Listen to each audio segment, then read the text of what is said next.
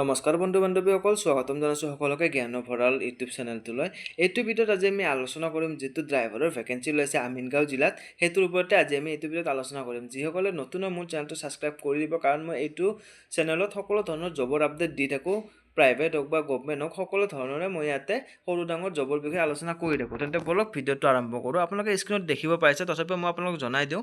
Name of the post হৈছে driver. Total vacancy হৈছে এটা, আৰু কোৱালিফিকেশ্যন এইটোত বিচাৰিছে the candidate must possess the minimum educational qualification of 8 পাছ। 8 পাছ হ'লে আপোনালোকে এপ্লাই কৰিব পাৰিব। কেটেগৰী হৈছে আনৰিজাৰ্ভ, আৰু যিটো মান্থলি দিয়া হ'ব 15,000 টকা পাৰ মান্থ। তো এইখিনি আপোনালোকৰ কোৱালিফিকেশ্যন আৰু ক্ৰাইটেৰিয়া আছিলে। নেক্সট আপোনালোকে এপ্লাই কেনেকৈ কৰিব এয়া চাওক, স্ক্ৰীণত দিয়া আছে। কেণ্ডিডেট যিসকলে নিজৰ এপ্লাই কৰিব বিচাৰে তেনে তেওঁলোকে directly office of the district legal service authority Kamrup আমিনগাঁৱত তেওঁলোকৰ নিজৰ ডকুমেণ্টছখিনি জমা দিব লাগিব। এতিয়া কেনেকৈ জমা দিব, কি আছে, মই গোটেইখিনি এইটো ভিডিঅ'ত কৈ দিম। চাওক, টাৰ্মছ এণ্ড কণ্ডিশ্যনছখিনি লিখা আছে। আপোনালোকে যেতিয়া ডকুমেণ্ট ছাবমিট কৰিব, তাতে আপোনালোকে নিজৰ গোটেইখিনি ডকুমেণ্টছ জেৰক্স কৰি চেল্ফ চাইন কৰি পেলাই আপোনালোকে এটা ডকুমেণ্টছ তাত পঠাব লাগিব। এয়া চাওক কি কি ডকুমেণ্টছ লাগিব। এডুকেশ্যনেল কোৱালিফিকেশ্যনৰ গোটেই ডকুমেণ্টছ, এজ প্ৰুফৰ কাৰণে লাগিব। কাষ্ট চাৰ্টিফিকেট যদি আছে আপোনালোকৰ তেনেহ'লে কাষ্টৰ ডকুমেণ্টছ লাগিব। এমপ্লয়মেণ্ট এক্সচেঞ্জৰ ৰেজিষ্ট্ৰেশ্যন কাৰ্ড লাগিব, আৰু যদি আপোনালোকৰ কিবা এক্সপিৰিয়েঞ্চ আছে তেনেহ'লে এক্সপিৰিয়েঞ্চৰ চাৰ্টিফিকেট লাগিব, লগতে ভেলিড ড্ৰাইভিং লাইচেঞ্চখন লাগিব। এইখিনি ডকুমেণ্টছ আপোনালোকে পঠিয়াব লাগিব, লগতে ৰিচেণ্ট পাছপৰ্ট চাইজ ফটোকপি 2খন। ঠিক আছে, আৰু যিসকলে এপ্লাই কৰিব তেওঁলোকে নিজৰ ইমেইল আইডি আৰু ফোন নাম্বাৰ দিব লাগিব, আৰু লগতে ইমেইল যিটো ফোন নাম্বাৰ দিব সেইটোত হোৱাটছএপ থাকিলে বেছি ভাল। তো এইখিনি আছিলে। ঠিক আছে, নেক্সট আপোনালোকে দেখিব পাইছে এজ লিমিট। এজ লিমিট 18ৰ পৰা 40 বছৰলৈকে আপোনালোকে এপ্লাই কৰিব পাৰিব। এয়া আপোনালোকে স্ক্ৰীণত দেখিব পাইছে, 18 বছৰৰ পৰা 40 বছৰলৈকে আপোনালোকে এপ্লাই কৰিব পাৰিব। ঠিক আছে, আৰু যিটো ডকুমেণ্টছখিনি এয়া আপোনালোকে দেখিব পাইছে। এইখিনি ডকুমেণ্টছ আপোনালোকে জমা দিব লাগিব যেতিয়া এপ্লাই কৰিব। এইখিনি ডকুমেণ্টছ আপোনালোকে পঠিয়াব লাগিব।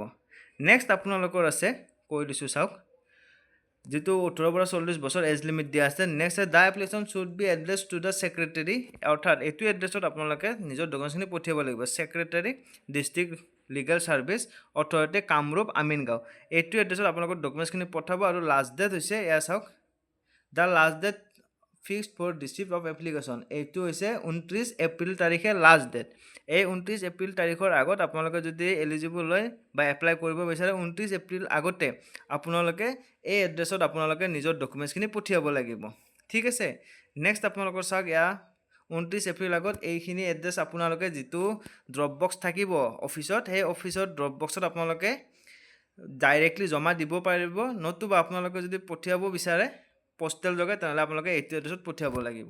এয়া চাওক, এই যিটো এড্ৰেছ দেখিব পাইছে, the secretary district legal service authority Kamrup Amingaon, judicial court complex Kamrup Amingaon pin 781031, এইটো এড্ৰেছত আপোনালোকে পঠিয়াব লাগিব যদি পষ্টেল যোগে আপোনালোকে পঠিয়াব বিচাৰে। ঠিক আছে, নেক্সট আপোনালোকক ক'লে মই লাষ্ট ডেট হৈছে 29 তাৰিখ, ইয়াত দেখিব পাইছে 29 তাৰিখৰ আগত আপোনালোকে পঠিয়াব লাগিব।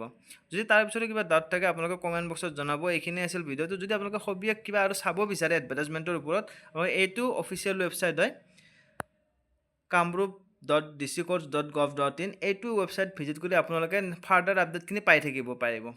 এইখিনি আছিল ভিডিঅ'টো। কিবা যদি ডাউট থাকে কমেণ্ট বক্সত জনাই দিব, আৰু নতুন ভিডিঅ' চাই থাকিবৰ বাবে মোৰ চেনেলটো ছাবস্ক্ৰাইব কৰি দিব। মই আকৌ আপোনালোকক সম্পূৰ্ণ এডভাৰটাইজমেণ্টটো এবাৰ দেখাই দিছোঁ। আপোনালোকে ভিডিঅ'টো অকণমান প'জ কৰি পিনে আপোনালোকে এডভাৰটাইজমেণ্টটো ভালদৰে পঢ়ি ল'ব পাৰিব। কিবা যদি ডাউট আছে কমেণ্ট বক্সত জনাই দিব। এইখিনি আছিল ভিডিঅ'টো। ধন্যবাদ।